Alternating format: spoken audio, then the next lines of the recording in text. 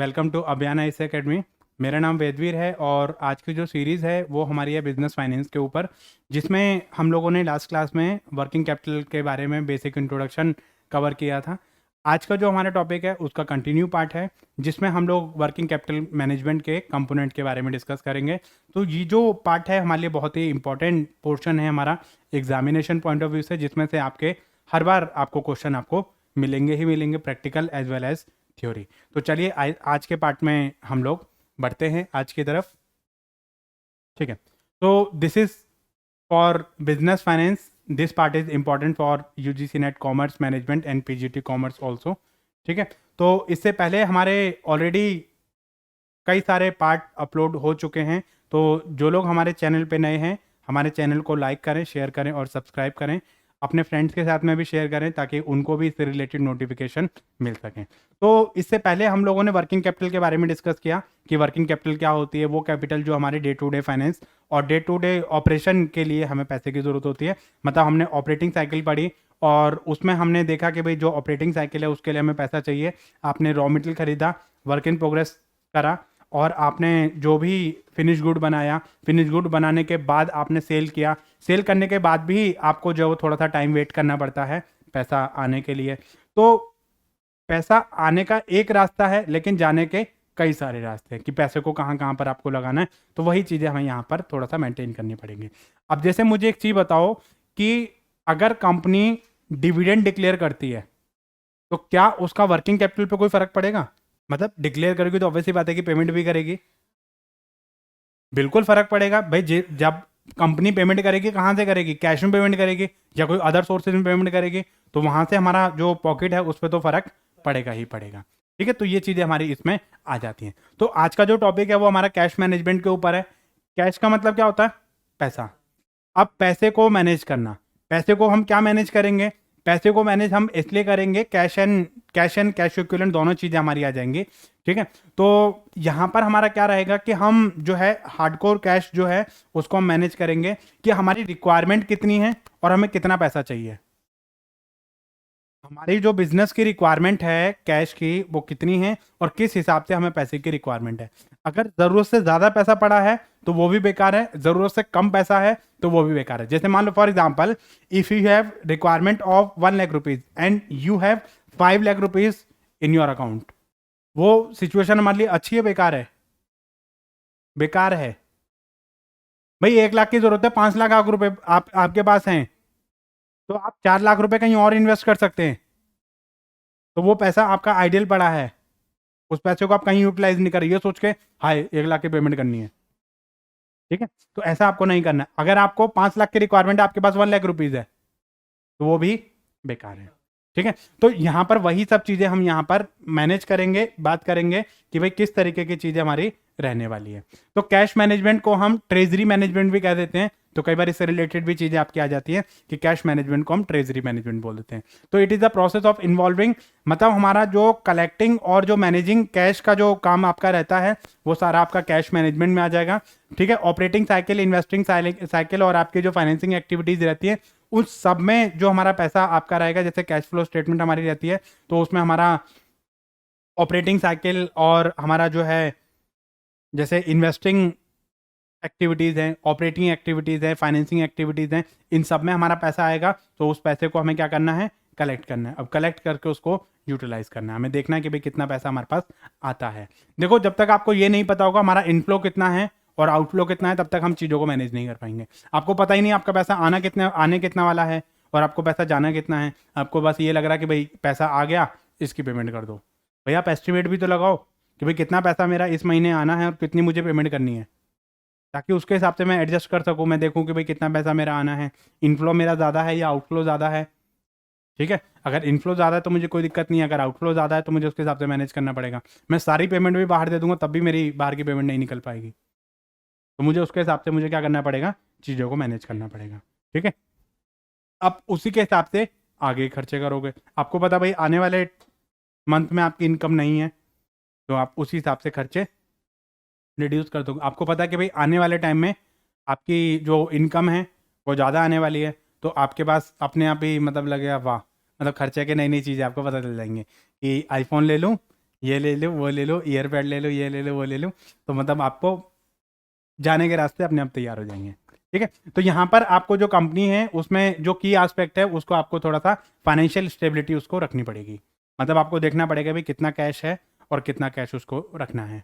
देखो, बिजनेस में एक एक पैसे का हिसाब होता है और एक एक पैसा हमारे लिए बहुत इंपॉर्टेंट होता है। अगर आपके पास पैसा बेकार पड़ा है तो वो भी यूजफुल डिसीजन आपका नहीं है। आपको सोचना चाहिए कि भाई इस पैसे को आप क्या करोगे।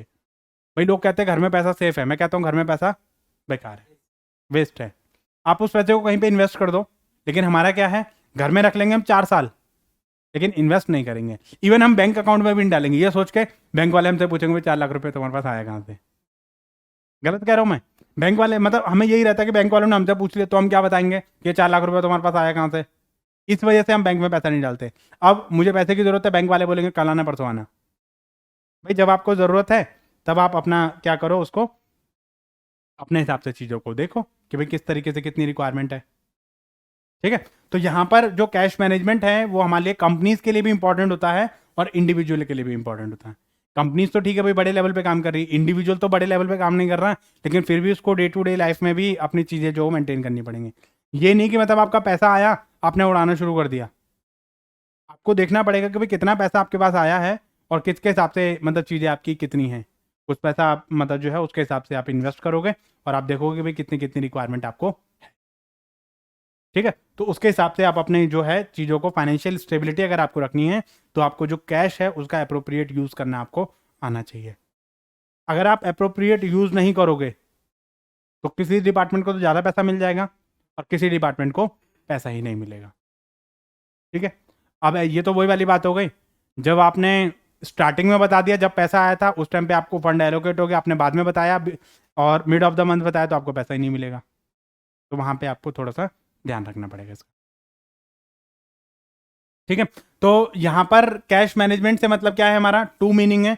एक तो रेडी कैश, ठीक है, जैसे हमारे करेंसी नोट, कॉइन और बैंक बैलेंस वगैरह ये सारे हमारे रेडी कैश में आते हैं। ठीक है, और एक आते हैं आपका मार्केटेबल सिक्योरिटी। ठीक है, marketable security, treasury bill et cetera are the example of near cash. मतलब एक होता है रेडी कैश और नियर कैश। रेडी कैश का मतलब होता है जो हमारे पास अभी अवेलेबल है, और नियर कैश मतलब तो कैश इक्विवेलेंट जिसको हम बोलते हैं।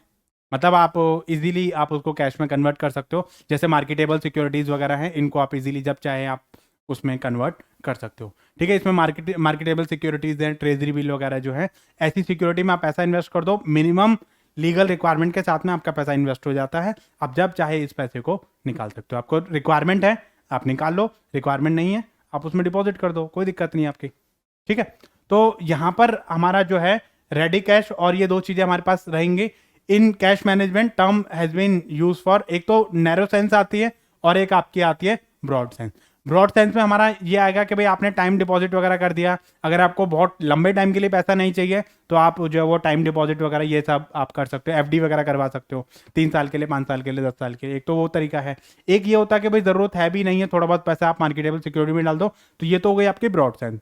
और नैरो सेंस का मतलब क्या है कि भाई आपके पास जो करंट हार्ड कैश जो पड़ा है वो कितना रखना है आपको।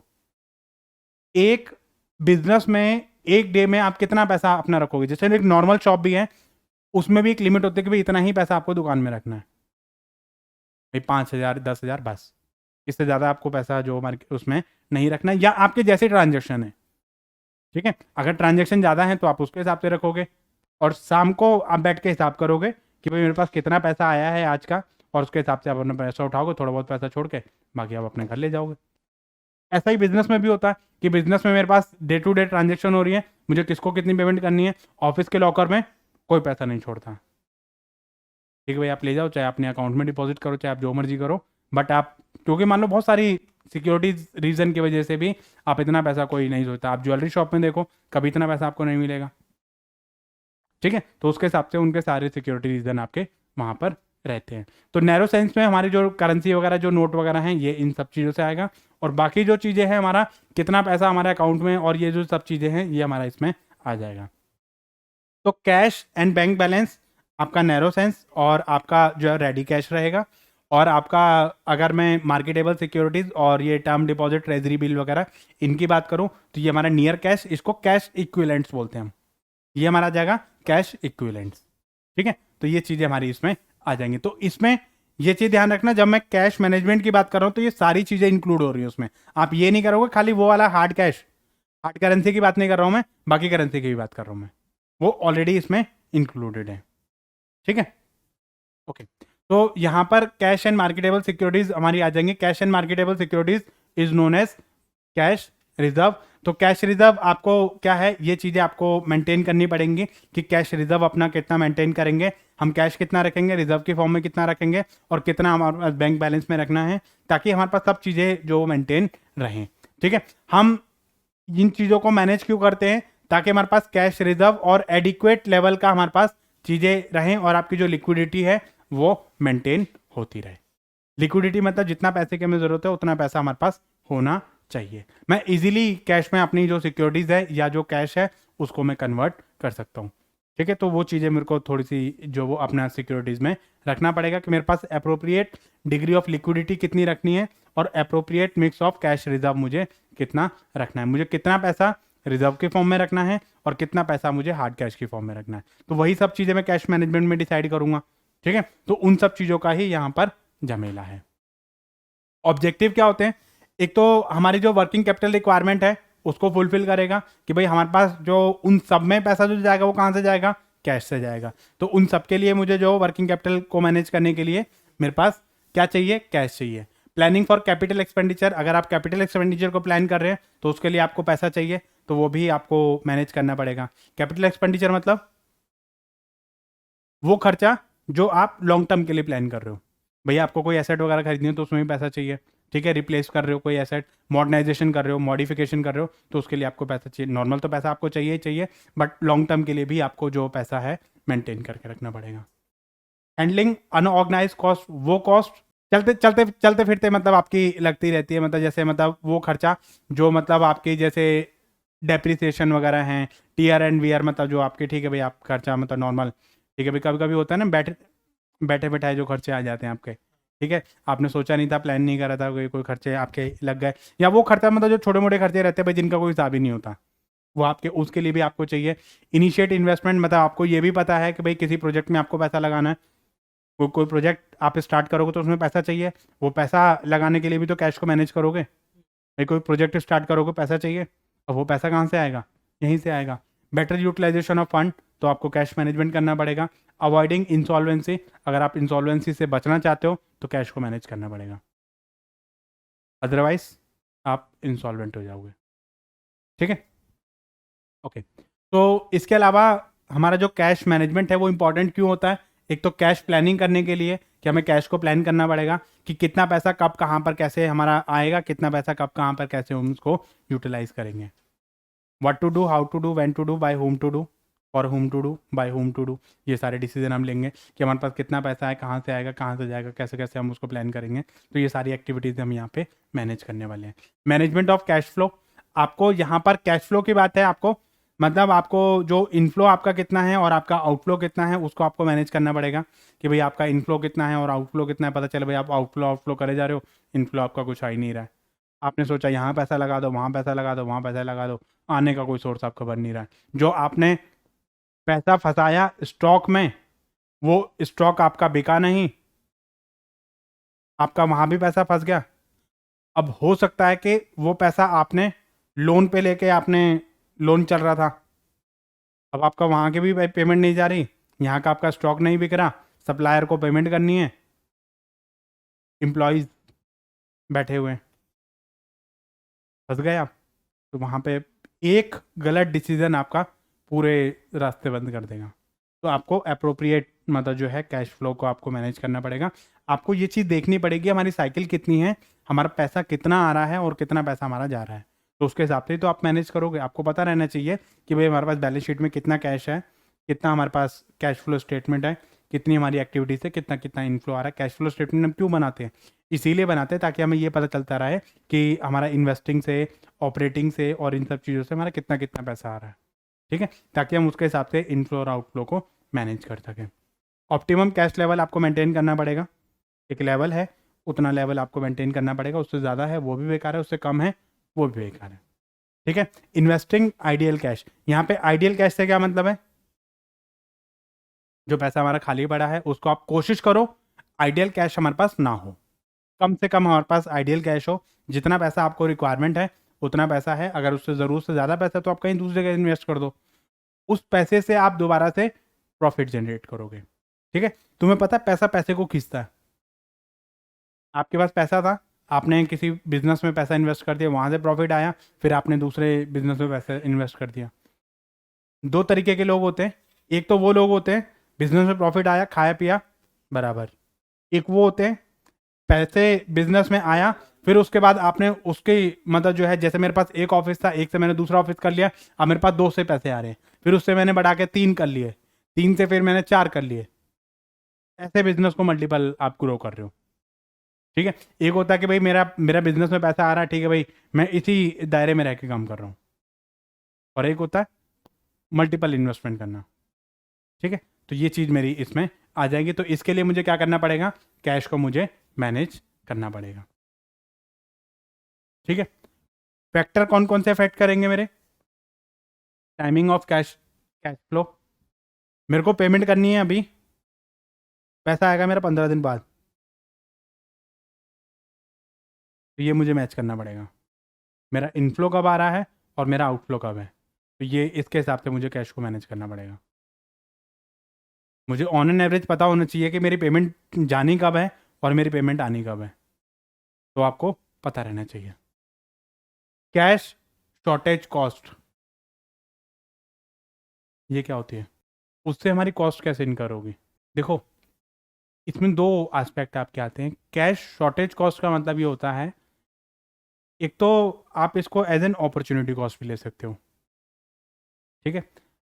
आपके पास कैश नहीं था, ठीक है, जिसकी वजह से आप ये प्रोजेक्ट नहीं ले पाए, समझ ना आप इस बात को, आपके पास अप्रोप्रिएट लेवल का कैश नहीं था जिसकी वजह से आप इस प्रोजेक्ट में पैसा इन्वेस्ट नहीं कर पाए।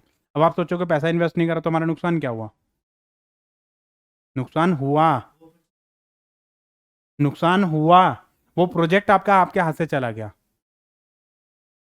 वो प्रोजेक्ट जो प्रॉफिटेबल हो सकता था वो प्रोजेक्ट आपके हाथ से चला गया। ठीक है।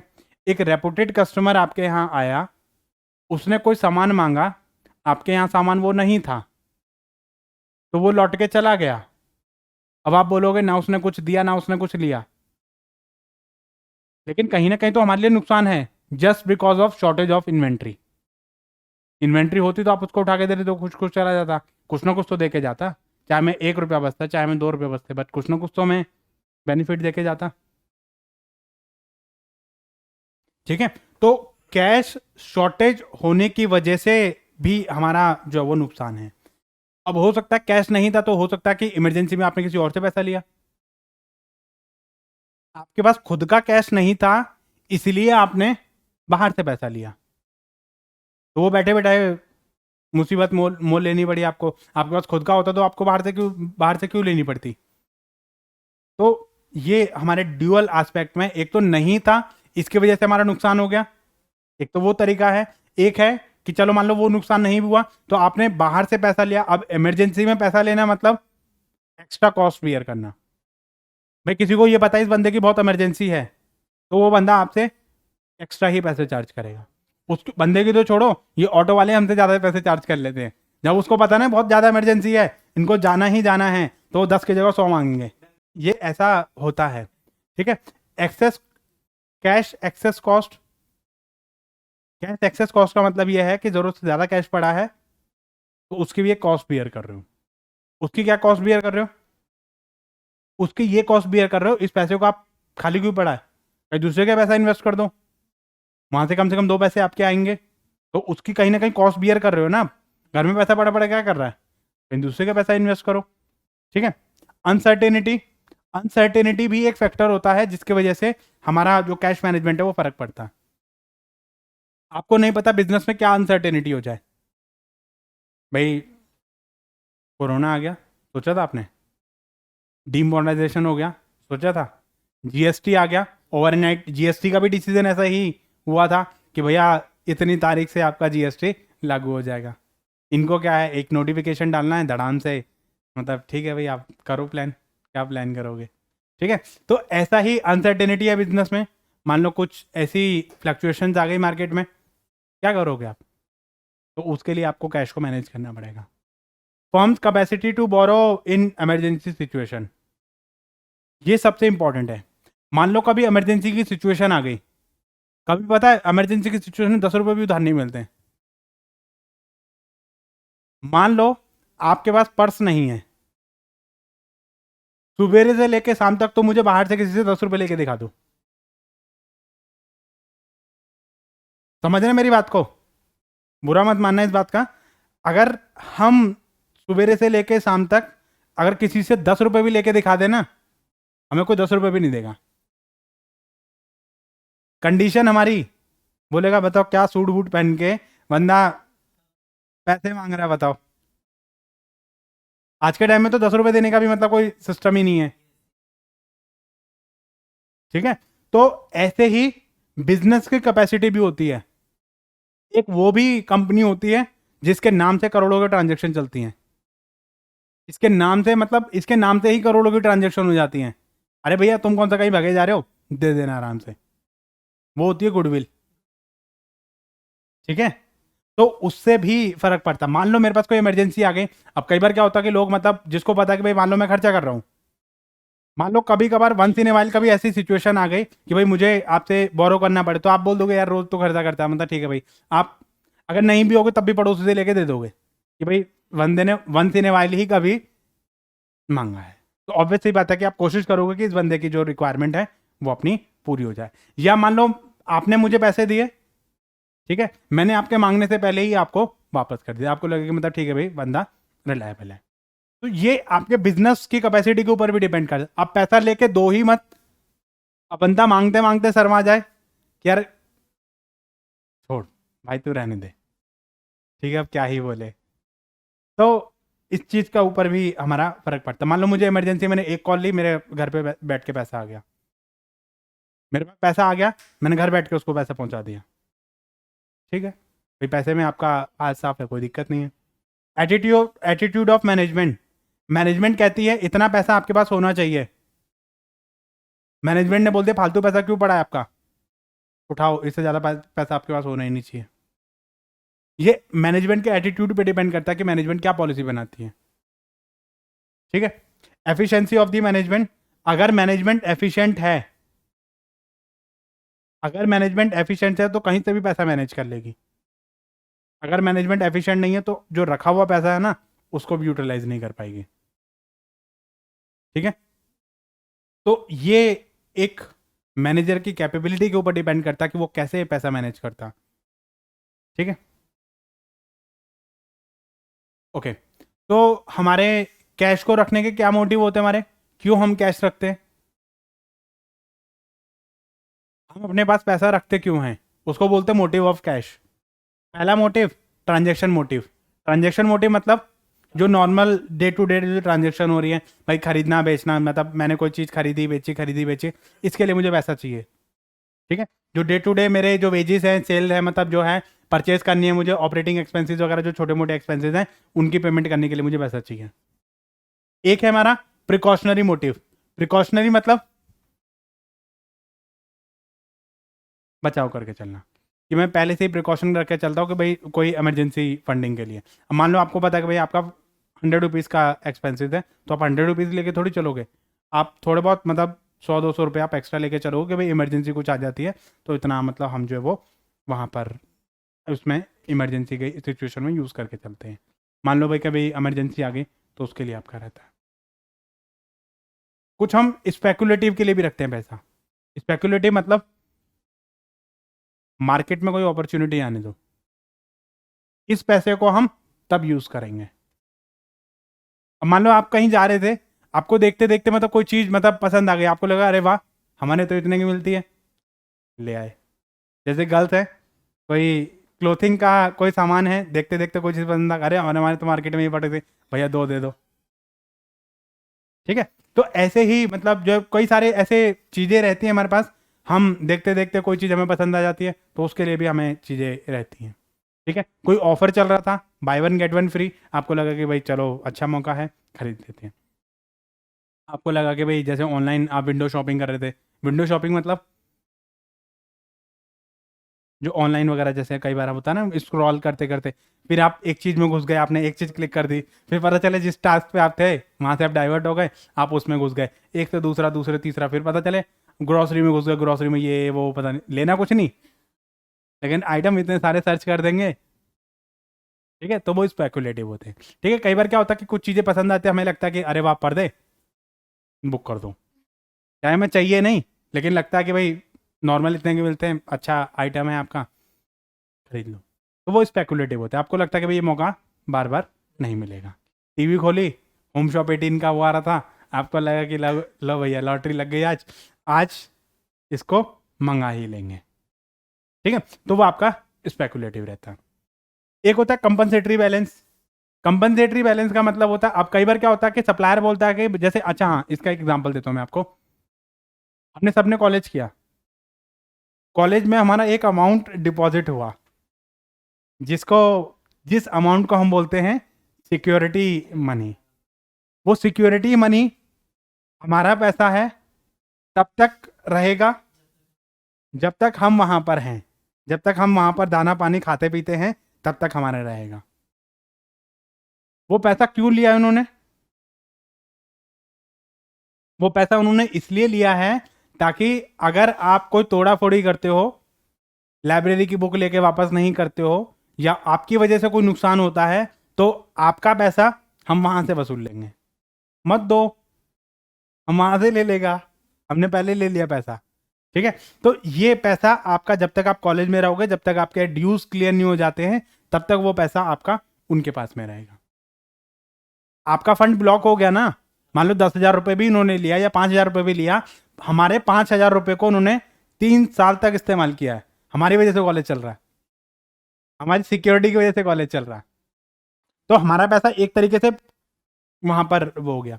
अच्छा, जैसे मतलब जैसे कई बार क्या होता है कि हमें कुछ डिपॉजिट मनी करनी पड़ती है कि भाई इतना अमाउंट आपको डिपॉजिट करना पड़ेगा, ये रिफंडेबल है या नॉन रिफंडेबल है। ठीक है, अब जैसे कुछ चीज़ें आपकी रहती हैं कि भाई आपका रिफंडेबल है, जब आप ये चीज़ वापस करोगे तो इतना पैसा आप ले लेना, तो वो आपका रहता है। ऐसे ही हमारा मिनिमम अकाउंट बैलेंस रहता है आपका, जैसे लेट से 5,000 10,000, जैसे प्राइवेट बैंक है उसमें 10,000 है, जो गवर्नमेंट बैंक है उसमें 5,000 है, किसी किसी में 1,000, किसी किसी में सबका अलग अलग है। ठीक है, अब जैसे मान लो नॉर्मल आपका कोई वो है, उन्होंने बोला 5,000 मिनिमम बैलेंस है, वो बैलेंस आपको मेंटेन करना ही करना है। वो कब मिलेगा आपको? जब आप अकाउंट बंद कर दोगे तो बोलोगे भैया एक काम करो मिनिमम बैलेंस में भी ले जाओ अपना, वो आपको उस टाइम पे मिलेगा। तो इसके लिए भी हमें पैसा चाहिए होता है। सप्लायर ने बोल दिया भैया 20,000 रुपये सिक्योरिटी जमा करवाओ, तब मैं आपको उधारी पे दूंगा। इनकेस कल को आप अगर नहीं देते हो, मैं आपके सिक्योरिटी में से काट लूंगा। हम रेंट पे लेते, जैसे आपने पीजी लिया है अभी, तो 1 महीने का उसने पहले ही एडवांस लिया होगा, वो क्या है एक तरीके से सिक्योरिटी हो। वो पैसा कब यूज होगा आपका? लास्ट के टाइम पे, या तो आप रेंट में एडजस्ट करवा दो, या आप उनसे वापस ले लो, रिफंड ले लो। रिफंड क्या मतलब, वो बाद में एडजस्ट ही करवाना पड़ता है, रिफंड कोई देता नहीं है। रिफंड तो वो सिर्फ कहने के लिए होता है कि भैया वापस। वो पैसा उसने इसलिए भी रखा है, कल को मान लो आपकी प्रेजेंस की वजह से कोई टूट फूट या कोई और नुकसान होता है, भैया आपको लगता है अच्छा किराए का है, तोड़ो। ठीक है, तो वो उसके लिए भी होता है, अच्छा मैडम इसका पैसा सिक्योरिटी में से कटेगा। अच्छा, ये लोग ऐसा भी करते हैं कि जैसे मतलब जो है वाइट वॉश है और जो क्लीनिंग वगैरह मतलब जो चीज़ें हैं भाई, इन सबका खर्चा मतलब आपके सिक्योरिटी में से काट लेंगे। जो आपकी वजह से जो टूट फूट होगी वो सारा हम हिसाब लिखता रहेगा कि भाई ये अच्छा नल तोड़ा 50 रुपये, ये तोड़ा 20 रुपये। ठीक है, तो वो सब हम वहाँ से हिसाब कर लेंगे। तो ऐसा ही कंपनसेटरी बैलेंस भी होता है, जो कि आपको चाहिए वो आप मेंटेन वहाँ पर करोगे। ठीक है, इसमें कुछ मॉडल हैं, 2 मॉडल हैं आपके। ठीक है, नाम के मॉडल हैं आपके, बट कभी कभी मतलब जो है उसमें से आ जाता है। ठीक है, एक है आपका बॉमोल मॉडल। ठीक है, बॉमोल मॉडल जो है आपका इकोनॉमिक ऑर्डर क्वांटिटी पे बेस्ड है आपका। ये ईओक्यू आपकी जो है इन्वेंट्री का मॉडल है, उस पे बेस्ड है आपका। ये भी इसी तरीके से है कि जैसे आपका मतलब कितना कैश आपके पास होना चाहिए, तो उस तरीके से ये जो मॉडल है आपका इन्वेंट्री कंट्रोल मॉडल, या इसको इन्वेंट्री मॉडल के ऊपर हमारा बेस्ड है ये मॉडल। ठीक है, बॉमोल का, जो कि हमारा ये बताता है कि भाई आपको एक अप्रोप्रिएट जो लेवल है वो आपको मेंटेन करना है। कि भाई कितना पैसा आपके पास है। अगर आप पैसे को इन्वेस्ट करते हो तो आपके ऊपर कितनी इनकम आने वाली है, अगर आप पैसे को होल्ड करते हो तो आपके ऊपर क्या खर्चा आने वाला है, तो वो सारा कॉस्ट को आप देखते हो, उसके बाद आप डिसाइड करते हो कि भाई आपके पास कितना पैसा होना चाहिए। ठीक है, तो यहाँ पर आपको दो तरीके की चीजें रहेंगी। एक होता है कॉस्ट ऑफ होल्डिंग, अगर इस पैसे को मैं अपने पास रखता हूँ तो इसका मेरा क्या खर्चा आने वाला है। और एक आता है ट्रांजेक्शन कॉस्ट। ट्रांजेक्शन कॉस्ट मतलब देखो, जब आप पैसे को ट्रांजेक्शन करोगे तो पैसे के ट्रांजेक्शन करोगे तो पैसा आपका घटेगा।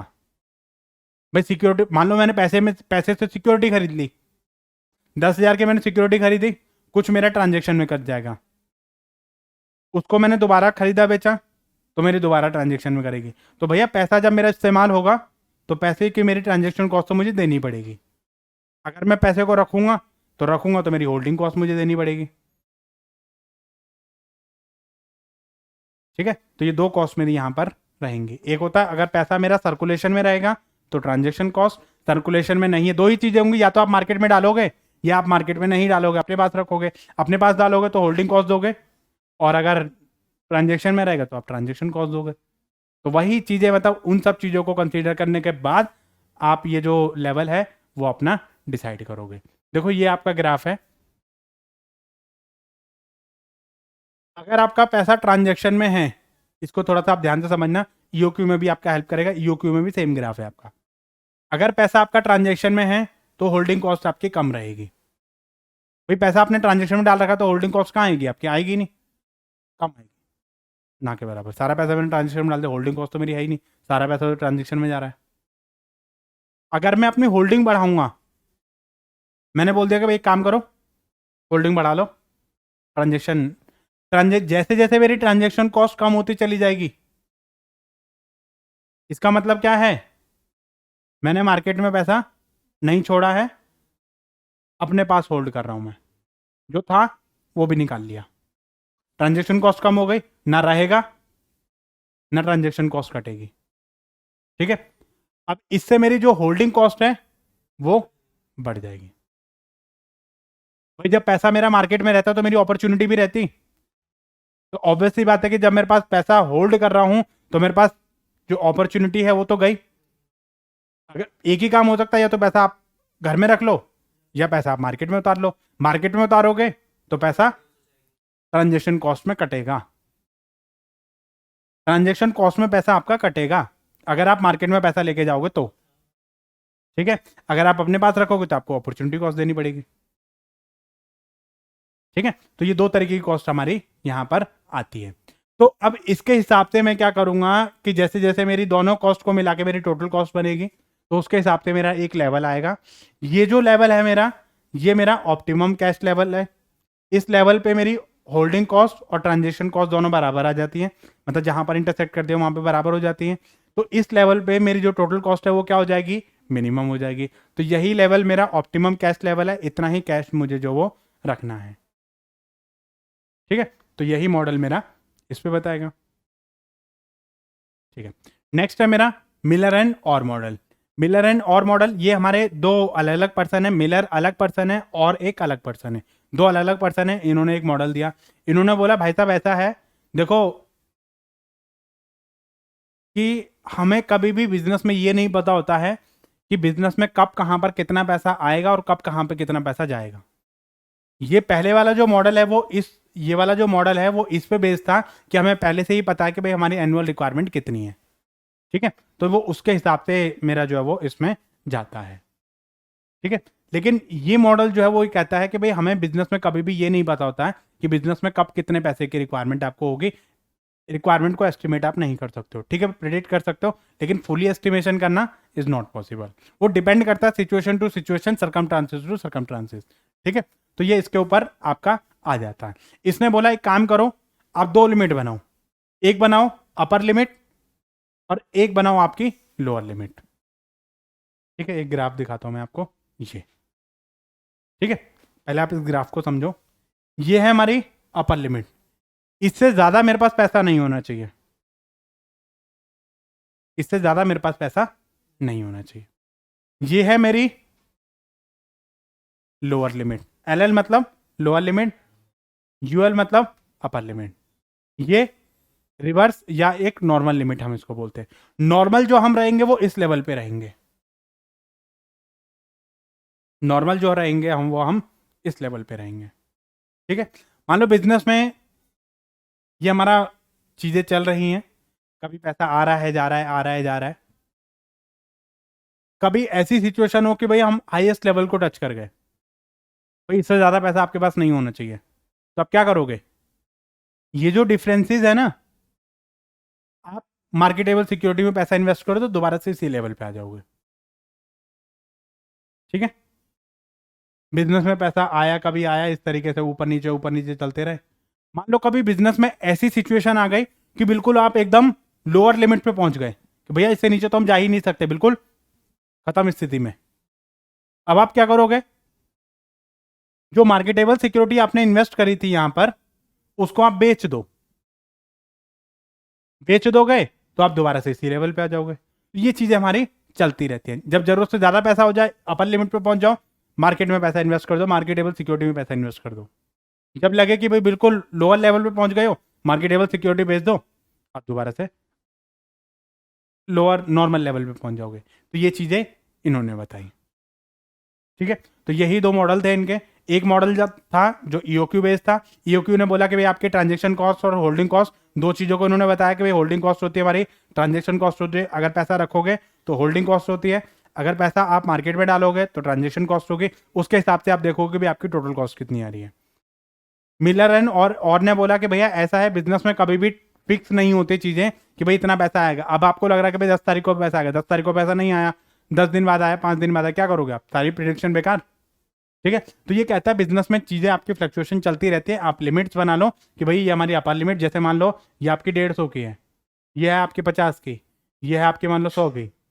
ठीक है, तो उसके हिसाब से 100 पे आपको रहना है। जैसे मान लो आपकी ये चीजें इसमें आ गई, आपकी 50 रुपए आप जो मार्केटेबल सिक्योरिटी में डाल दो, मान लो कभी आप इस पे आ गए तो 50 रुपए जो आपने मार्केटेबल सिक्योरिटी में डाले थे वो आप इसमें ऐड कर दो, तो आप दोबारा से 100 पे पहुंच जाओगे। यहाँ पे आपकी जो है 150 पे पहुंच गए थे, 50 रुपए आप मार्केटेबल सिक्योरिटी में इन्वेस्ट कर दो, दोबारा से आप 100 पे आ जाओगे। तो वो चीज़ें हमारी इसमें चलती है। एक्सेस मनी है, मार्केटेबल सिक्योरिटी में डाल दो, लोअर लिमिट पे पहुंच गए, वहां से विड्रॉ कर लो, तो ये चीज़ें आपके पास चलती रहेंगी।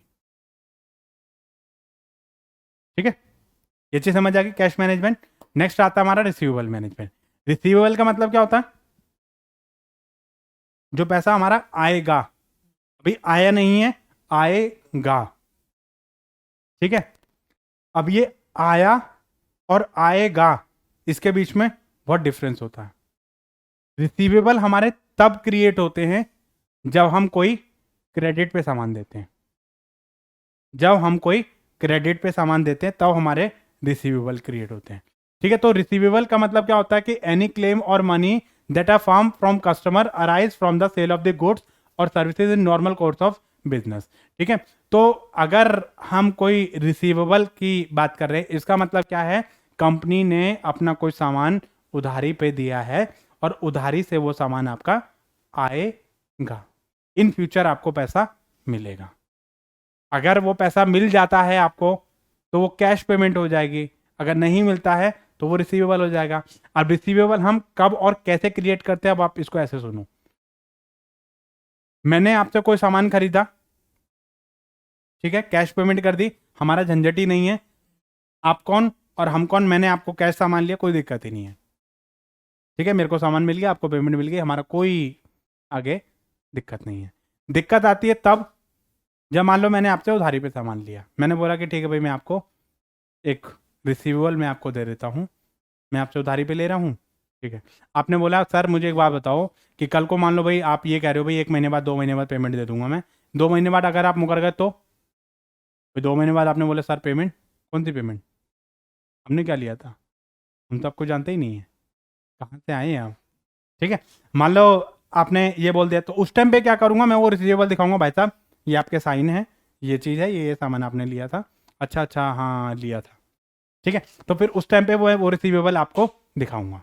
रिसीवेबल वो डॉक्यूमेंट हो गया जो आपको दिखाएगा कि भैया आपको पेमेंट मिलने वाली है या आपको पेमेंट करनी है। ठीक है, अगर आपको पेमेंट करनी है तो पेबल, अगर आपको मिलनी है तो रिसीवेबल। ठीक है, तो ये चीजें हमारी इसमें आ जाती हैं। Volume of account receivable depend upon its credit sale and debt collection policy. अब ये जो है वो बहुत इंपॉर्टेंट चीज है। कहता है कि क्रेडिट सेल आपने कैसे करी है इसके ऊपर डिपेंड करता है हमारा रिसीवेबल कैसा रहेगा। ठीक है, और इसके बाद हमारा डेट कलेक्शन पॉलिसी कैसी है, कंपनी अपना डेट कैसे कलेक्ट करवाती है, डेट कैसे कलेक्ट करवाएगी कंपनी अपना, ये भी डिपेंड करता है।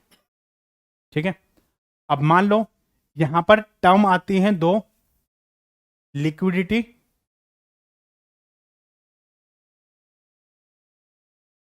और प्रॉफिटेबिलिटी।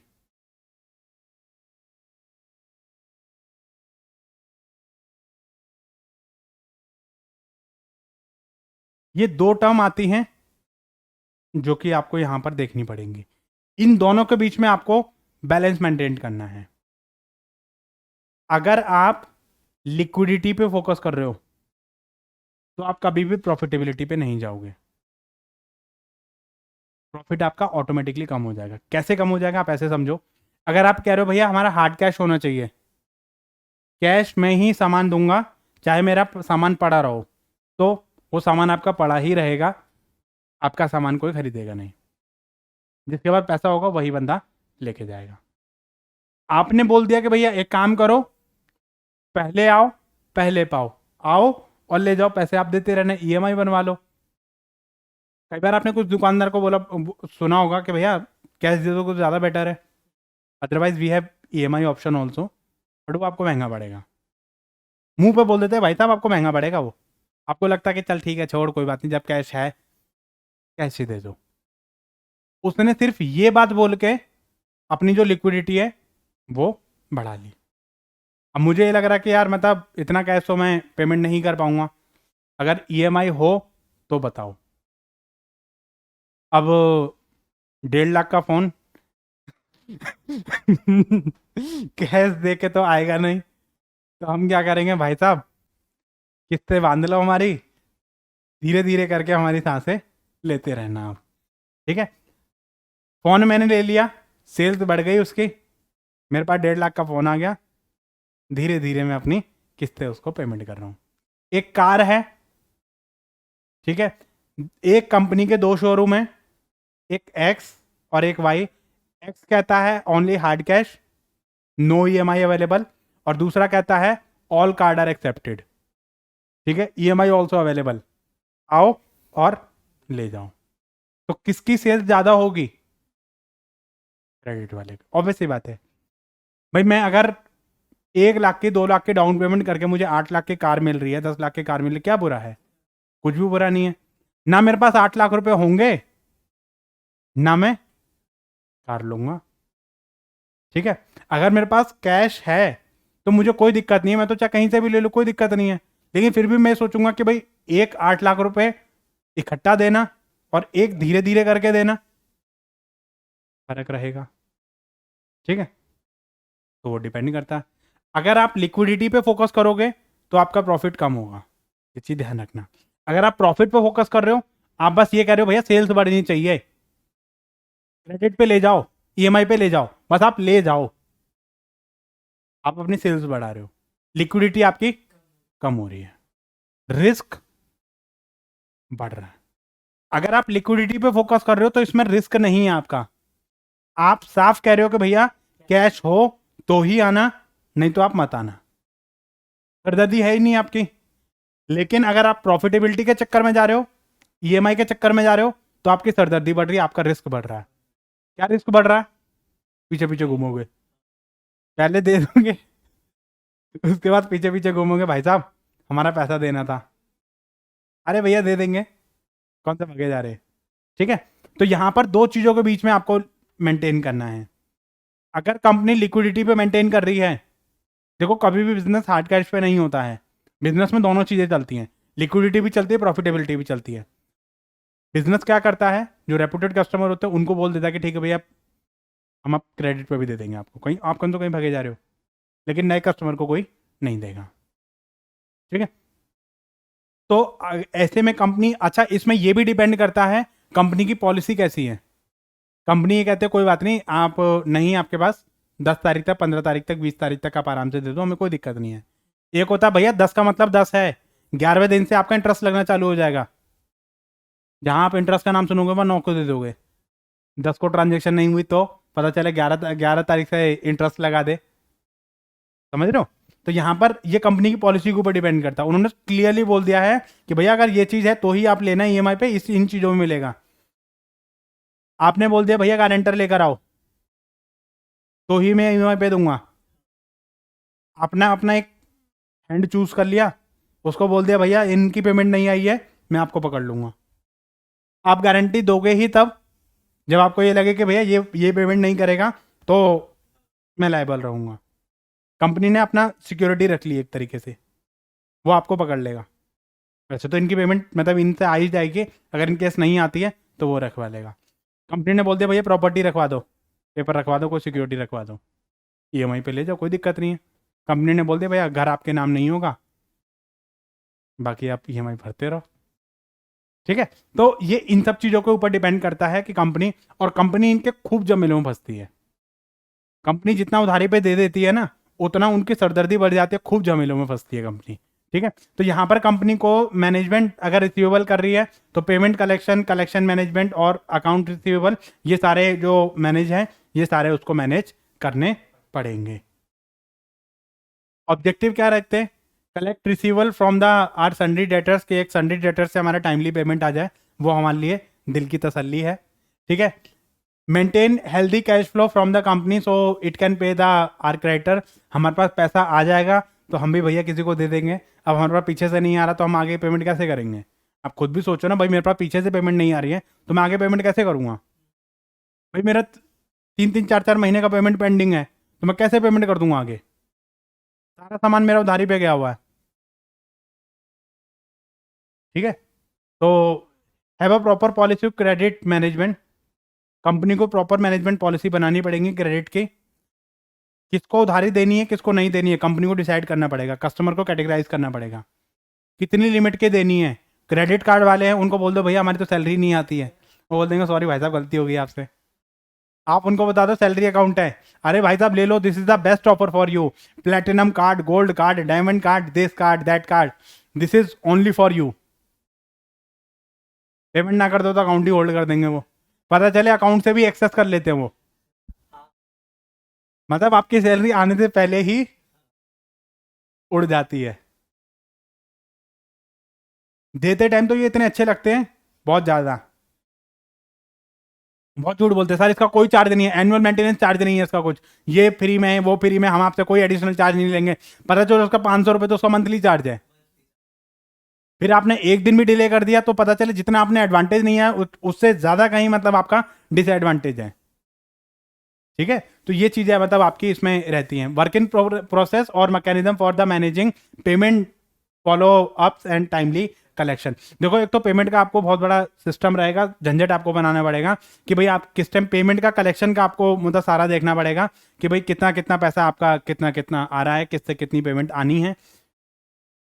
एक बंदे का भूल गए तो बंदा पेमेंट नहीं करेगा आपको, अगर आप याद दिलाना भूल गए तो वो बंदा आपको पेमेंट ही नहीं करेगा, वाकई में नहीं करेगा बंदा पेमेंट। आप याद नहीं दिलाओगे तो वो आपको पेमेंट ही नहीं करेगा। फिर जैसे ही आप याद, हाँ हाँ याद पेमेंट करनी है, ठीक है करूंगा मैं आपको पेमेंट। ठीक है, इसमें कॉस्ट कौन कौन सी आती है? रिसीवेबल मैनेजमेंट करोगे तो कॉस्ट तो आपकी आएंगे आएंगे। देखो सबसे पहली चीज कलेक्शन कॉस्ट, कलेक्ट करने का खर्चा, एक तो उधारी पे दो, ऊपर से इनसे कलेक्ट करवाओ, इसका खर्चा। एडमिनिस्ट्रेशन कॉस्ट, एडमिनिस्ट्रेशन कॉस्ट मतलब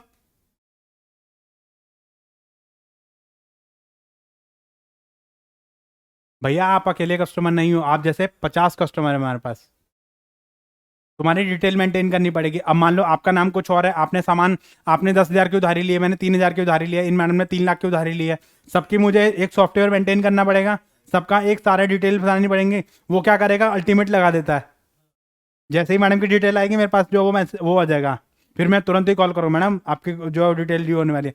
इंश्योरेंस वाले हैं कभी भी मतलब आपके मतलब जिस मंथ में आपकी इंश्योरेंस होगी ना उस मंथ में तो आप ये समझ लो, आप उनको ये बोल दो मैडम मुझे 12 बजे कॉल करो, तो रात के 12 बजे भी कॉल कर देगी वो। सर आपने बोला था 12 बजे, आपने कुछ डिसाइड किया? हाँ सर मैडम डिसाइड करूंगा, मैं सवेरे बताऊंगा आपको। कितने बजे? 9 बजे। वो 8:50 पे ही कॉल कर देगी, सर 9 बज गए। अरे मैडम उठ तो जाने दो, ठीक है। हाँ वो कई बार ऐसा हो जाता है, वो कर देते हैं, फ्री है बिल्कुल। वी और ऑलवेज फॉर यू, ठीक है। डिफॉल्ट कॉस्ट, डिफॉल्ट कॉस्ट का मतलब होता है बंदे ने ये बोल दिया भाई साहब ऐसा है, सुनो मेरी बात, मेरे पास कोई पैसा नहीं है आपका, आपको जो करना है कर लो। क्या करोगे? डराओगे, धमकाओगे, उसको बोलोगे भैया लीगल नोटिस भिजवाना, वो बता देगा 5 तो नोटिस मेरे पास पहले से ही रखे हैं, एक आपका भी आ जाएगा तो मुझे क्या फर्क पड़ेगा। आप बोल दो भैया ऐसा है मेरे पास पैसा ही नहीं है, आपको जो करना है कर लो। पैसा डूब गया आपका, तो जो पैसा डूब गया वो उसको बोलते हैं डिफॉल्ट कॉस्ट। डिफॉल्ट मतलब नहीं मिला, ना ही मिलेगा। अपॉर्चुनिटी कॉस्ट, पैसा फंस गया आपका, तो 3 महीने, मान लो उसने 3 महीने डिले कर दिया आपका पैसा, 3 महीने डिले कर दिया, तो ऑब्वियस सी बात है कि आप कहीं ना कहीं तो अपॉर्चुनिटी मिस करोगे ना। आप उसको क्रेडिट पे देते, वो पैसा कहीं ना कहीं मतलब आपने मतलब जो उस पर वो कर दिया, तो अपॉर्चुनिटी आपकी चली गई, वो पैसा आपका आ जाता तो कहीं दूसरे का इन्वेस्ट कर देते आप, ठीक है। डिलिंक्वेंसी कॉस्ट, जो हम आपसे कॉल करते हैं, आपसे प्यार भरी दुआ सलाम नमस्ते करते हैं, भाई साहब आपके कॉल ड्यू है, ठीक है, पेमेंट ड्यू है, आप कब तक करवाएंगे, उनका खर्चा 1 महीने 2 महीने 3 महीने तक आपने टाइम दिया था, फिर उसके बाद वो बोलेगा भाई साहब हम लीगल नोटिस भिजवा रहे हैं। भाई कॉल का भी तो खर्चा लग रहा है हमारा, हमने इतना स्टाफ रख रखा है, उसका भी खर्चा लग रहा है, वो कॉलिंग कर रहे हैं। अब आप एक अकेले कस्टमर नहीं हो, आपके जैसे 500 कस्टमर हैं जिनके पास हमें डेली कॉल करनी पड़ती है, उनको याद दिलाना पड़ता है। कुछ लोग 50 गालियाँ भी बकते हैं, वो भी हमें हजम करनी पड़ती हैं, उसका भी हमारा खर्चा आता है। भाई हम इतने सारे नेटवर्क यूज़ कर रहे हैं, वाईफाई, मेल मैसेज छोड़ रहे हैं, मेल कर रहे हैं, व्हाट्सअप कर रहे हैं, उन सबका खर्चा आ रहा है ना। तो वो जो खर्चा आपको याद दिलाने का जो खर्चा है वो डिलिंक्वेंसी कॉस्ट है, जो आपको याद दिला रहा है पेमेंट रिमाइंडर कि भाई आपको 1 दिन 2 दिन 10 10 बार भी उसने कॉल करी आपको, तो सोचो दिन में कितनी कॉल करती होगी वो, ठीक है। तो ये जो सारा जो खर्चा है, ये सारा हमारा खर्चा है, किसकी वजह से? जो एक उधारी पे देने की वजह से, ठीक है। हमारा डिफॉल्ट हो गया, तो उसकी वजह से हमें क्या करना पड़ेगा? सोचना पड़ेगा। अब मान लो अब हमारा हो गया डिफॉल्ट, अब हम क्या करेंगे?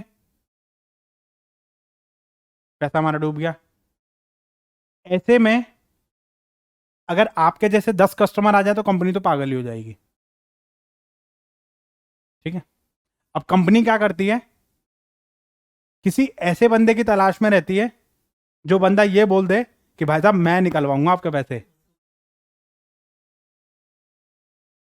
कलेक्शन, कलेक्शन डिपार्टमेंट, ठीक है। या तो इनके खुद के डिपार्टमेंट होते हैं, नहीं तो एक बाहर का भी एजेंट होता है जो ये कहते हैं कि भैया हम निकलवाएंगे आपके पैसे, हम देंगे आपको पैसा, ठीक है। ऐसे जो बंदे होते हैं उनको बोलते हैं फैक्टर एजेंट, उनको बोलते हैं फैक्टर एजेंट।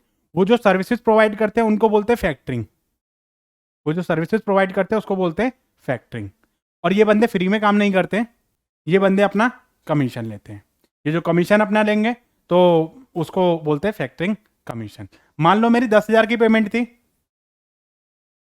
मैं इनके पास गया, मैंने इनको बोला, मैं कहा भैया ऐसा है, ये लो 10,000 का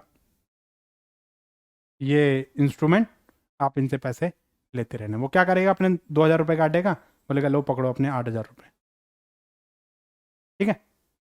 ऐसे करके ये काम चलता है। मेरा क्या फ़ायदा हुआ? मुझे 8,000 मिल गए, मेरी सरदर्दी खत्म। आपका क्या फ़ायदा हुआ? आपको बस कुछ नहीं करना, उसको बोला हाँ भाई पैसे देगा या पिटेगा। भैया आपको पैसा तो टाइम पे मिल गया, अगर मान लो आपका पैसा डूब जाता फिर क्या करते आप? कंपनी की सरदर्दी भी तो बढ़ गई, सरदर्दी भी कम हो गई, कंपनी को कुछ नहीं करना, बस जाके अपना वो करना है। और इनको बैठे बैठाए काम मिल गया, क्या करना है? इनको डराना धमकाना है, बाउंसर पाल रखे हैं इन्होंने, वो उन्हीं के बेसिस पे क्या करेंगे? हाँ भैया लाओ भैया चाय पानी पिलाओ, लाओ हमारा पैसा दोगे। इनका काम ही यही है। जो फैक्टरिंग वाले जो बंदे होते हैं उनका काम ही यही होता है कि उनको बस पैसे निकलवाना है, चाहे वो मारे पीटे चाहे जो मर्जी करें, चाहे वो गालियां बके, चाहे वो जैसे मर्जी करे, उनका काम ही निकलवाने का। प्यार से तो कोई देगा नहीं, प्यार से देता तो कंपनी को दे देता वो। हाँ, इनका जो काम है वो अलग से, अगर कंपनी खुद का वो करती है तो उनका डिपार्टमेंट रहता है कलेक्शन डिपार्टमेंट, ठीक है। और कंपनी अगर खुद का नहीं करती है, बाहर से एजेंट हायर करेगी, तो उसको बोलेंगे फैक्टरिंग, ठीक है। तो फैक्टरिंग एक फाइनेंशियल सर्विसेज होती है जो बिजनेस एंटिटी बिल्स रिसीवेबल को थर्ड पार्टी को कोई कॉन्ट्रैक्ट दे रही थी, उसको बोलते हैं भैया आप हमारा फंड जो कलेक्ट करके दो, ठीक है। उसके बदले में वो डिस्काउंट करेगी और आपका फंड रेज करके देगी, ठीक है। तो इसमें आपका जो है दो तरीके के होते हैं, एक होता है रिकोर्स फैक्टरिंग, एक होता है नॉन रिकोर्स फैक्टरिंग, ठीक है। अच्छा, तो रिकोर्स वाला क्या होता है, client is required to buy back the unpaid receivable from the factor, credit risk stay with the client in case of the non payment. इसमें मैंने बोल दिया भैया ऐसा है, अगर मेरी पीछे से पेमेंट नहीं आई मैं आपकी पेमेंट नहीं करूंगा, मेरी पेमेंट आ जाएगी मैं आपको पेमेंट कर दूंगा, पेमेंट नहीं आई मैं आपकी पेमेंट भी रुक जाएगी, ठीक है। इसमें क्या है, आपको जो पेमेंट है वो आपको मिल जाएगी, ठीक है। रिसीवेबल विच रिमेन अनपेड, मतलब इसमें इतना ज़्यादा आपका कोई दिक्कत नहीं है कि वो आपको वन टाइम पेमेंट कर देगा, वो उसकी सरदर्दी है, वो निकलवाता नहीं निकलवाता कैसे करवाता। कई बार तो वो बोलते भैया हमने इतना खर्चा करा 10,000 के 12,000 रुपये दे तू हमें, तो वो सारा आपका इसमें आ जाता है। तो ऐसी सर्विसेज को हम क्या बोलते हैं, फैक्टरिंग सर्विसेज, ठीक है। तो ये सारा प्रोसेस है कि वो किस तरीके से करेगी पहले। अच्छा, इसमें कई बार क्या होता है, जो फैक्टरिंग वाले होते हैं ना ये भी बड़े चालू होते हैं, ये दोनों लोगों का बैकग्राउंड चेक करते हैं। हो सकता है कंपनी फ्रॉड हो या हो सकता है कस्टमर फ्रॉड हो, तो दोनों लोगों का बैकग्राउंड चेक करेंगे, उसके बाद ही कॉन्ट्रैक्ट साइन करते हैं ये। दोनों की डिटेल्स पहले ही वो कर देते हैं, उसको बोल देते हैं भैया जब भी आप क्रेडिट पे बेचोगे तो पहले आप हमें इन्फॉर्म करोगे, ताकि हम उससे कंफर्म कर ले कि इसने बेचा भी है या हमें पागल बना रहा है, ठीक है। और उसको भी बोल देते हैं कि भैया आप सामान खरीदोगे तो आप हमें बता देना, और आप इनको पेमेंट मत करना, आप हमें पेमेंट करना, इनको पेमेंट हम कर देंगे, ठीक है। तो ये सारा मतलब जो है उसको एक इन्वॉइस बनाएगी थर्ड पार्टी को, फिर वो एक इन्वॉइस कस्टमर को देगी, एक इन्वॉइस उनको देगी, ताकि उनके बीच में तभी तो कॉन्टैक्ट होगा। वो सेम इन्वॉइस आपके पास भी रहेगा, सेम इन्वॉइस मेरे पास भी रहेगा, सेम इनके पास भी रहेगा। अब मैं इनके पास जाता हूँ, ये मुझे पेमेंट कर देंगे, ये आपसे पैसे वो कर लेंगे, आप इनको पेमेंट कर दोगे, मेरा आपसे कोई कनेक्शन नहीं है, आपका इनसे कनेक्शन हो जाएगा बैठे बैठाए, ठीक है। तो ये चीज़ आपकी इसमें रहती है, जो नॉर्मल आपका रेट रहेगा वो आपका इसमें रहेगा। नेक्स्ट आता है आपका इन्वेंट्री मैनेजमेंट। इन्वेंट्री का मतलब होता है स्टॉक, स्टॉक को जितना भी हम मेंटेन कर रहे हैं वो सारा हमारे किस में आ जाएगा, इन्वेंट्री मैनेजमेंट। इसके बारे में ऑलरेडी कई सारी चीज़ें हम लोग डिस्कस कर चुके हैं। तो हमारे जितने भी ऑर्डर कब करना है, कब कैसे सामान को उसको इशू करना है, ये सारी जो मेरी किस में आ जाती है, इन्वेंट्री मैनेजमेंट में आ जाती है, ताकि मेरी एक सप्लाई चेन मैनेजमेंट मेरी स्मूथली बनी रहे, चलती रहे मेरी काम, ठीक है। उसमें कोई दिक्कत मेरी ना आए, तो उसको बोलते हैं, क्या बोलते हैं, सप्लाई चेन मैनेजमेंट या इन्वेंट्री मैनेजमेंट, ठीक है। तो inventory management supervise the flow of the goods from the manufacturer to warehouse और फैसिलिटी और the point of the sale. तो इसमें आपका जो सामान आपका बन गया, सामान बनने के बाद कैसे कैसे उसको आगे ट्रांसफ़र करना है, तो वो सारा आपका इन्वेंट्री है। कितना आपका स्टॉक में रखना है, कितना आपका गोडाउन में कितना रहेगा, तो ये चीज़ आपकी इसमें आ जाती है, ठीक है। इन्वेंट्री कंट्रोल का मतलब है कि हमें कितनी इन्वेंट्री आपको रखनी है, ज़रूरत से ज़्यादा है वो भी बेकार है, ज़रूरत से कम है तो वो भी बेकार है। कम है तो मार्केट में अपॉर्चुनिटी चली जाएगी आपकी, ज़्यादा है आपके पास ज़्यादा स्टॉक पड़ा है तो मार्केट में पता चले ट्रेंड चेंज हो गया तो आप उसको रखे रहोगे फिर, ठीक है। तो इसमें आपका इन्वेंट्री के जब मैं बात कर रहा हूँ तो रॉ मटेरियल, सप्लायर और आपका सप्लाईज और आपके जो work in progress, finish good, ये सारी चीज़ें ऑलरेडी उसमें इंक्लूडेड है। आप खाली ये नहीं कह सकते रॉ मटेरियल को, फिनिश गुड को ही आप इन्वेंट्री नहीं मानोगे, इन्वेंट्री में आप सारी चीज़ें आ जाएंगी आपकी, ठीक है। तो इन्वेंट्री मैनेजमेंट हम करते क्यों है, continuous supply of the material, uninterrupted production process आपका कंटिन्यू चलता रहे, ठीक है। इनकेस अगर आपका कोई रिस्क और लॉस हो जाता है शॉर्टेज की वजह से, तो वो आपका मिनिमाइज होता रहे, कि इन्वेंट्री की ना होने की वजह से कोई नुकसान आपका नहीं होना चाहिए। पता चले आप किसी शॉप में गए, आपने बोला कि भैया मुझे ये चीज़ दिखाओ, बोले भाई साहब ये तो नहीं है, बोले चलो ठीक है भैया हमें यही खरीदना था, क्या करोगे, ठीक है। Ensure better customer services, customer को आप टाइमली सर्विसेज प्रोवाइड कराओ, तो वो आप इसमें जो वो प्रोवाइड कर सकते हो, ठीक है। तो इसके लिए हम जो वो इन्वेंट्री मैनेजमेंट करते हैं, ठीक है। इसके अलावा to minimize the capital investment in the inventory, ठीक है, कि मतलब आपके जो कैपिटल में कितनी इन्वेंट्री में कितनी कैपिटल इन्वेस्ट करनी है, तो ये भी आपको ध्यान रखना है। इन्वेंट्री मैनेजमेंट कोशिश करती है कि कम से कम आपका पैसा कैपिटल इसमें इन्वेस्ट हो। ठीक है, to minimize the inventory cost, आपकी जो इन्वेंट्री कॉस्ट है वो कम से कम आए। इन्वेंट्री को लेके भी कई सारे खर्चे होते हैं हमारे, जैसे इन्वेंट्री है उसको रखने का खर्चा, उसको मेंटेनेंस का खर्चा, वो सारा मान लो अपना। कई बार मान लो सामान हमारा कैसा है, कोई सामान खराब होने वाला है, ड्यूरेबल है, नॉन ड्यूरेबल है, कोई सामान आप ज़्यादा टाइम के लिए नहीं रख सकते हो, तो उसमें भी आपको थोड़ा सा ध्यान रखना पड़ेगा। ठीक है, इकोनॉमी इन परचेज का मतलब ये होता है कि भाई हम जब भी कोई सामान ऑर्डर करें तो वो हमारे पास इकोनॉमी होनी चाहिए, पैसे की भी हमारी बचत होनी चाहिए। अब रॉ मटेरियल हमें पता है कि भाई रेगुलर कंजम्पशन में है, तो हम फिर भी हम एक बार में कितना मटेरियल मंगाएं। ज़्यादा मटेरियल मंगा लेंगे तो हमारा होल्डिंग का खर्चा बढ़ जाएगा, कम मटेरियल मंगाएंगे तो ऑर्डर का खर्चा बढ़ेगा, नंबर ऑफ ऑर्डर आपके बढ़ जाएंगे, तो उसके हिसाब से हमें थोड़ा सा ध्यान रखना पड़ेगा। ठीक है, avoiding of stock out danger, मतलब स्टॉक आउट आपका नहीं होना चाहिए, मतलब पता चले भाई स्टॉक में है ही नहीं सामान आपका, तो वो थोड़ा सा हमें ध्यान रखना पड़ता है। ठीक है, उसके लिए ही हम इन्वेंट्री को मैनेज करते हैं, ताकि हमारा वो स्थिति ना आए कि हमारे पास सामान जो बिल्कुल डेंजर स्थिति में चला गया। ठीक है, इन्वेंट्री के type, raw material, work in progress, finish good, consumable, यानी फ्यूल स्टेशनरी वगैरह जो होते हैं वो सब हमारे कंज्यूमर स्टोर में आ जाते हैं। फिनिश गुड जो कंप्लीटली हमारे बन चुके हैं। वर्क इन प्रोग्रेस जो हमारा सेमी फिनिश गुड जिसको हम बोलते हैं, मतलब ना तो रॉ मटेरियल है ना ही वो फिनिश गुड है, इसके बीच का जो मटेरियल है आपका वो work in progress. Raw material मतलब जो हमारा रॉ है अभी, जिसको अभी एक कन्वर्जन का काम अभी इसमें होना है, तो ये आपका किस में आ जाएगा, इन्वेंट्री टाइप्स में आ जाएगा। ठीक है, तो इसकी कुछ टेक्निक्स हैं आपके, जैसे ईओक्यू टेक्निक है, रीऑर्डर पॉइंट है, फिक्सिंग स्टॉक लेवल है।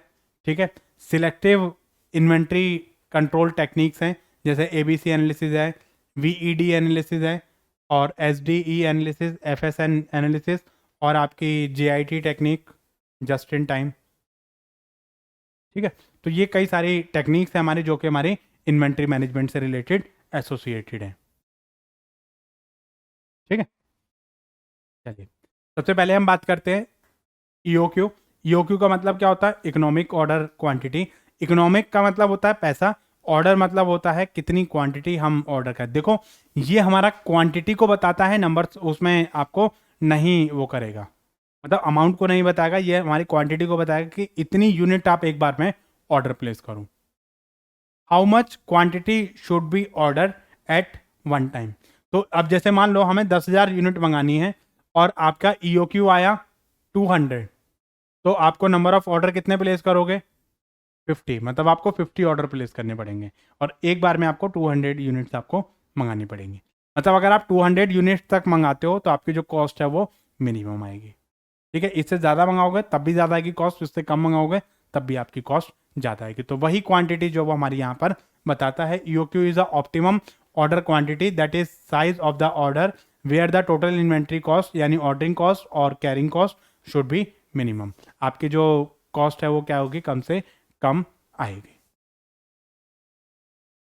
ठीक है, अगर मैं फॉर्मूले की बात करूं तो ईओक्यू का फॉर्मूला होता है √2AO अपॉन में सी।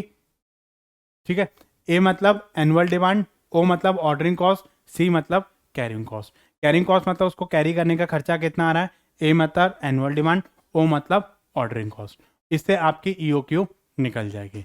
अच्छा, इसमें यह ध्यान रखना यहाँ पे आपको एनुअल डिमांड ही आपको कैलकुलेट करनी पड़ेगी। ठीक है, ताकि इससे रिलेटेड आपको जो है उसमें आपको एनुअल, वैसे तो एनुअल डिमांड दी होती है, अगर एनुअल डिमांड नहीं दिया तो आपको एनुअल डिमांड कन्वर्ट करनी पड़ेगी उसको।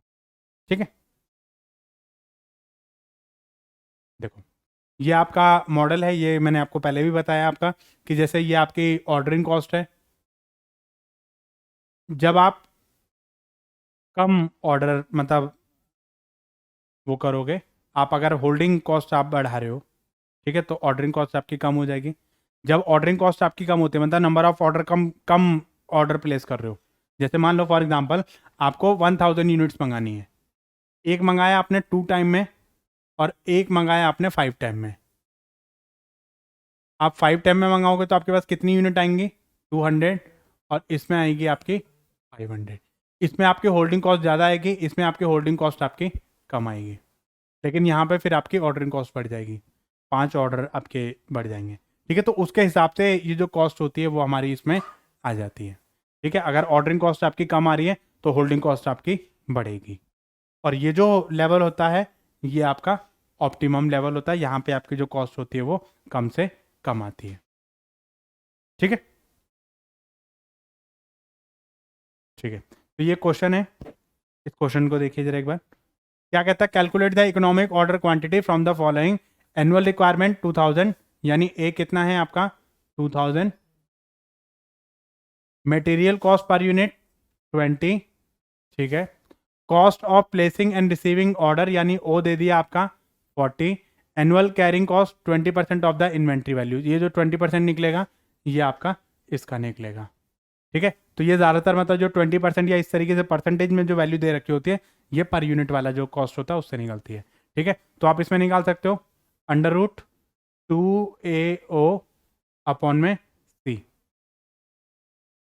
अंडर रूट 2, एनुअल डिमांड कितनी है 2000 इंटू में ऑर्डरिंग कॉस्ट 40 अपॉन में ये कितना है 20% ऑफ 20, यानी 20% ऑफ 20, तो ये हो जाएगा 4 रुपीज़।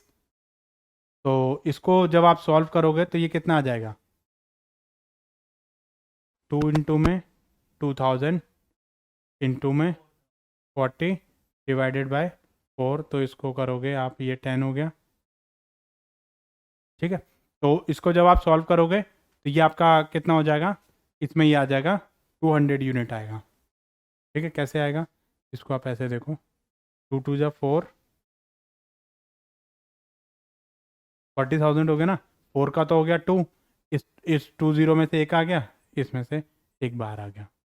तो इस तरीके से आप इसको कैलकुलेट मान लो ये क्वेश्चन आ गया आपका, इसमें ऑप्शन दे दिया आपको, तो इसमें ये चीज़ें नहीं देगा, वो खाली इतना क्वेश्चन देगा, ऑप्शन में आपको देगा 200, 285, 350 या इस तरीके से। तो इस तरीके से आपको क्वेश्चन वो करना है। ठीक है, ऐसे ही ये क्वेश्चन आपका उसमें प्रैक्टिस के लिए हैं क्वेश्चन कुछ आपके। ठीक है, ये क्वेश्चन आपके पूछे हुए क्वेश्चन है। ठीक है, नेक्स्ट आपका आता है रीऑर्डर पॉइंट। रीऑर्डर पॉइंट का मतलब होता है आप किस पॉइंट पे जाके आप ऑर्डर प्लेस करोगे। रीऑर्डर का भी तो एक पॉइंट होना चाहिए ना, कि मतलब हम कितना ऑर्डर हम अपना प्लेस करें, किस पॉइंट पे आके हमें ऑर्डर प्लेस करना है। तो यहाँ पर आपका क्या रहता है कि भाई आपको रिप्लेनिश द करंट स्टॉक, आपका उसके ऊपर आपका डिपेंड करता है कि भाई हम किस तरीके से कब आपको ऑर्डर जो वो दोबारा से प्लेस आपको करना चाहिए। ठीक है, नेक्स्ट आता है आपका, इसमें कुछ चीज़ें हैं आपको, ये किसके ऊपर डिपेंड करता है, लीड टाइम। अच्छा, ये जो लीड टाइम है ये वर्ड बहुत इंपॉर्टेंट है, कई बार इसमें से क्वेश्चन पूछा गया। लीड टाइम का मतलब क्या होता है, जब आप ऑर्डर प्लेस करोगे तब से लेकर जब तक आपका ऑर्डर आ नहीं जाता आपके पास, तब तक का जो टाइम पीरियड होता है उसको बोलते हैं लीड टाइम। मैंने आज ऑर्डर प्लेस करा है, आज लेट से 15 है मेरी, 15 के बाद मेरा ऑर्डर आएगा 25 को, तो 10 डेज है वो मेरा लीड टाइम है। यूसेज रेट के ऊपर डिपेंड करता है कि यूसेज मेरा कितना है। अब मुझे यूसेज मेरा, अगर मेरा फास्ट कंजम्पशन हो रही है तो मेरे को जल्दी वो कंज्यूम करना पड़ेगा, उसके हिसाब से देखना पड़ेगा। अगर मेरी लेट कंज्यूम हो रही है तो मैं ऑर्डर लेट प्लेस करूँगा। ठीक है, उसके बाद सेफ्टी स्टॉक, मेरे पास सेफ्टी में कितना सामान पड़ा है, बफर स्टॉक मेरे पास कितना पड़ा है। अगर बफर स्टॉक मेरे पास नहीं है तो मुझे उसके हिसाब से सामान को जो सप्लाई करना पड़ेगा। ठीक है, तो उसके हिसाब से मुझे ये चीज़ करनी पड़ेगी। इसके कुछ फॉर्मूले हैं आपके, जैसे maximum level, minimum level, average stock level. ठीक है, ये इनको सिर्फ आपको गो थ्रू करना है, इनके ज़्यादा डिटेल में आपको नहीं जाना है। ठीक है, मैक्सिमम लेवल के भाई इतना लेवल आपका होना चाहिए, मिनिमम लेवल इतना लेवल आपका मिनिमम आपका होना चाहिए, एवरेज स्टॉक लेवल के इतना आपको एवरेज स्टॉक लेवल आपका होना चाहिए। तो इनके आपके गो थ्रू करना है आपको सिर्फ। ठीक है, ये है आपका ईओक्यू का क्वेश्चन है, ये भी क्वेश्चन आपका आया हुआ क्वेश्चन है आपका। ठीक है, कि भाई ईओक्यू आपको कैलकुलेट करनी है इसमें। ठीक है, नेक्स्ट है आपका एबीसी एनालिसिस।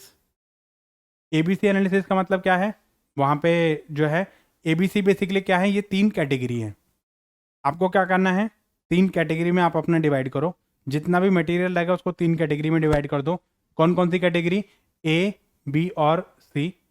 ए कैटेगरी में आप उनको रखो जिनकी यूसेज परसेंटेज तो कम है लेकिन वैल्यू आपकी ज़्यादा है। क्वांटिटी कम है लेकिन वैल्यू उनकी ज़्यादा है। अब जैसे गोल्ड की चेनें होती कितनी है, जरा सी होती है, लेकिन उसकी वैल्यू ज़्यादा होती है। डायमंड इतना सा होता है लेकिन वैल्यू किडनी से भी ज़्यादा होती है। ठीक है। कभी आपने देखा होगा कि भाई किसी के मतलब जो गोल्ड का नेकलेस है वो ऐसे ही पड़ा है, उसकी बहुत सेफ्टी रखेंगे। इवन उसकी जो छोटी सी रिंग होती है उसका भी बहुत सेफ्टी रखते हैं। नॉर्मल होगी तो उसको उठा के आप टांग देंगे 100 पीस में। ठीक है। तो उसकी हम उतनी ज़्यादा वो नहीं करते हैं। आपको पता है आर्टिफिशियल है तो आप खुद भी केयर नहीं करोगे उसके। आपको पता गोल्ड किया तो उसको पूरा उसको संभाल के रखोगे, किडनी निकल जाए पर गोल्ड नहीं गिरना चाहिए। ठीक है। तो ऐसे ही मतलब आपकी आप रखोगे उसको ए कैटेगरी में, जिनकी वैल्यू बहुत ज़्यादा है बट क्वांटिटी कम है। बी में मॉडरेट रहती हैं चीज़ें। सी में इसका उल्टा होती हैं, जिनकी क्वांटिटी ज़्यादा है वैल्यू कम है। अब जैसे मतलब आपका ब्रिक्स वगैरह हैं और डस्ट वगैरह जो हम मटेरियल वगैरह जो मंगाते हैं, आयरन वगैरह जो मंगाते हैं, वो सब क्या उनको कौन संभाल के रखता है? तिजोरी में कौन रखता है उनको? वो सब ऐसे पड़े रहते हैं। 10,000 की ईंटें मंगवा लो, पूरे रोडों पे आ जाएंगी तुम्हारी 10,000 की ईंटें। ठीक है। तो वो उसमें उनकी क्वांटिटी ज़्यादा होती है बट पैसा कम होता है उसमें। जैसे सीमेंट वगैरह है, वो सब इतना ही मतलब वो रहता है, उसकी इतनी ज़्यादा कोई केयर नहीं करता। ऐसे ही आपका एक दूसरी टेक्निक है जिसको हम बोलते हैं वीईडी एनालिसिस। ठीक है। Vital, essential, desirable. कुछ हमारे जैसे अपना हाईएस्ट कंट्रोल जिन पे रहता है वो वाइटल, कुछ आपके असेंशियल होते हैं मतलब मीडियम रहते हैं, कुछ आपके लीस्ट कंट्रोल जिन पे आपका लीस्ट कंट्रोल रहता है। तो उसमें हमें थोड़ा सा कुछ पे आपका ज़्यादा कंट्रोल आपको रखना पड़ता है, कुछ पे आपको मीडियम कंट्रोल रखना पड़ता है, कुछ आपको लीस्ट कंट्रोल आपको रखना पड़ता है।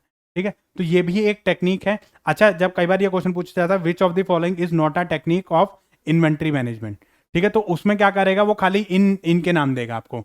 ABC analysis, VED analysis, HML analysis, FSN analysis, SFN analysis. ठीक है। इस तरीके से जैसे इसने दे दिया एसडीई। एसडीई का मतलब स्केयर, डिफिकल्ट और इजी। तो आप मटेरियल को 3 पार्ट में डिवाइड कर दो, स्केयर, डिफिकल्ट और इजी। जो बिल्कुल ना के बराबर होता है वो स्केयर, जो थोड़ा सा मुश्किल है ठीक है बट मिल जाता है वो डिफिकल्ट, और जो पड़ा रहता है वो आपका इजी। जो इजीली अवेलेबल, जो इजी, जो थोड़ी मशक्क़त के बाद मिले वो डिफिकल्ट, जो मिले ही ना स्केयर। ठीक है। ऐसे ही एफएसएन। एफएसएन का मतलब होता है फास्ट मूविंग, स्लो मूविंग और नॉन मूविंग। फास्ट मूविंग का मतलब होता है हमारे घर में भी बहुत सारे आइटम ऐसे होते हैं जो आते हैं चले जाते हैं, आते हैं चले जाते हैं। ठीक है। फास्ट मूविंग होते हैं, जैसे ब्रेड है, जैम है, बटर है, ये आते हैं चले जाते हैं। ठीक है। इनका कोई बिस्किट नमकीन वगैरह है, ये आते हैं चले जाते हैं, पता भी नहीं चलते। ठीक है। कुछ चीज़ें नॉर्मल वो होते हैं, जैसे पल्सेस वगैरह हैं, ये सब चीज़ें मतलब दाल, आटा, चावल वगैरह थोड़े बहुत दिन रुकते हैं। ठीक है। जैसे राजमा छोले वगैरह कभी मंगा लो तो उनमें थोड़ा बहुत टाइम लगता है। ठीक है। कुछ होते हैं हमारे नॉन मूविंग, एक बार आ गए जाने का नाम नहीं लगता जब तक हम खुद धक्के मार के ना निकाल दें। जैसे फर्नीचर वगैरह है, एक बार आ गए लाइफ टाइम वहीं पे रहेंगे जब तक वो टूट फूट ना जाए, जब तक उसमें कोई बड़ा वो ना आ जाए, तो वो नॉन मूविंग होता है। फैन है, कौन जल्दी से चेंज कराता है? एसी है, कौन जल्दी से चेंज कराता है? जब तक उसकी लाइफ है, जब तक चल रहा है तब तक उसको चलाओ। ठीक है। फर्नीचर है, बेड है, सोफा है, कूलर है, अलमारी है, एक बार आ जाते हैं, बार बार चेंज नहीं होते हैं। जब तक उनकी लाइफ है तब तक तो हम उसको चलाते हैं। ठीक है। तो उसको हम बोलते हैं एफएसएन। एक आता है आपका just in time. Just in time क्या होता है? जस्ट इन टाइम हमारी टोयोटा की टेक्निक थी। ठीक है। तो उसने क्या कहा था कि आपको मिनिमम और नो इन्वेंट्री रखनी है, लेकिन ये हमारे इंडिया जैसी टेक कंट्री में ये चीज़ एप्लीकेबल नहीं होती है। ये कहता है आप स्टॉक में रखो ही मत, जब ऑर्डर आए तभी आप सामान बनाओ, तभी दे दो। तुम बनाने की बात करते हो, यहाँ पर 2 मिनट का पेशेंस नहीं होता। ठीक है। हमारे यहाँ तो 2 मिनट का भी पेशेंस नहीं होता, नहीं है बगल से ले आएंगे हम। ठीक है तो दे दो, नहीं हो तो भैया हम वेट नहीं कर सकते। तो उसको बोलते हैं जस्ट इन टाइम हमारे। लेकिन वो ऐसी कंट्री में होता है जहाँ पे टाइम की वैल्यू होती है, जहाँ पे मैंने अभी ऑर्डर करा तो मुझे तुरंत ही सामान मिल जाए। हम अभी ऑर्डर करेंगे, 4 दिन बाद आएगा, वो भी 4 गालियाँ खाने के बाद। उसको बोले भैया ऐसा है, ऑर्डर देना तो दे दे, नहीं देना तो कैंसिल। बोला अच्छा भाई साहब मैं भेजता हूँ, करता हूँ कुछ जुगाड़। ठीक है, तो ये चीज़ें आपकी इसमें आ जाएंगी। ठीक है, so that's all for the day and thank you guys for watching this video and we will continue our series in the next part with dividend policy. So आप नेक्स्ट क्लास में डिविडेंड पॉलिसी को एक बार जरा पढ़ के आएँ और I hope ये जो वर्किंग कैपिटल मैनेजमेंट का जो पोर्शन है वो आपको अच्छे से समझ आ गया होगा। इसमें कैश मैनेजमेंट और आपका जो रिसीवेबल मैनेजमेंट है, इन्वेंट्री मैनेजमेंट, ये आपके इंपॉर्टेंट है। इसमें जो आज के स्लाइड है इसमें कुछ प्रैक्टिस क्वेश्चन भी हैं आपके एमसीक्यू के, तो वो प्रैक्टिस क्वेश्चन आप जरा ज़रूर करें, ठीक है, ताकि आपके जो एग्जामिनेशन पॉइंट ऑफ व्यू से वो आपकी हेल्पफुल रहेगी। So thank you for watching and जल्द ही मिलते हैं आपको नेक्स्ट पार्ट में।